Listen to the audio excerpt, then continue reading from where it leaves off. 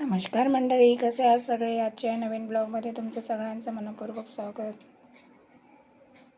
हा afternoon blog आहे. संध्याकाळी देवपूजा वगैरे, सकाळी संध्याकाळी देवपूजा वगैरे करून झाल्यानंतर कालचा दिवस खूप खूप खूप धावपळीचा गेला. पण येते काय दिवसाआधी लाडू बनवले, ड्रायफ्रूटचे 2 प्रकारचे बनवले, एक साखरेपासून बनवले, गुळापासून बनवले.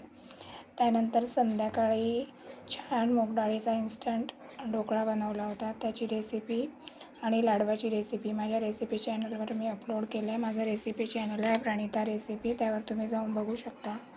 इथे छान ढोकळ्याला फोडणी दिली. संध्याकाळी जरा घाई झाली होती, कारण आम्हाला हे सगळं आवरून मठातसुद्धा जायचं होतं यांना नाश्त्याला देऊन.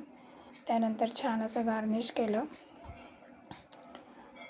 हे पिझ्झा शेजवान हे आहे त्याच्याने छान गार्निश केलं आणि त्यांना कट करून खायला सर्विंग केलं. आणि त्यानंतर खूप घाईघाईमध्ये तयारी वगैरे करून आम्ही मठात गेलो होतो. गुरुवार होता, त्यामुळे आम्ही प्रत्येक गुरुवारी पालघरच्या मठात जात असतो.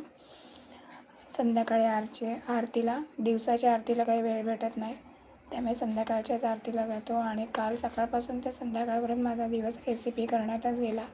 त्याच्यामुळे खूप जास्त मी काही मिनी ब्लॉग शूट केला नव्हता, पण हे काही रेसिपी जे काही शूट केले होते ते तुमच्याबरोबर शेअर करते.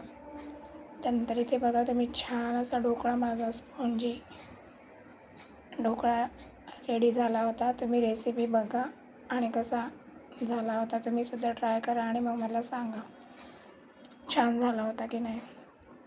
त्यानंतर आम्ही छान रेडी वगैरे होऊन सगळे कालच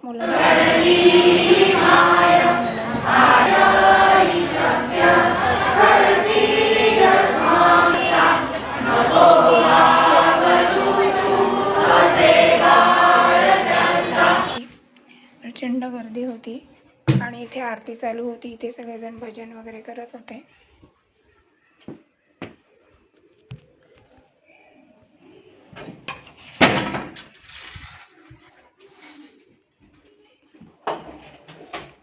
छान भजन चालू होतं आणि आमचं दर्शन खूप सुंदर झालं.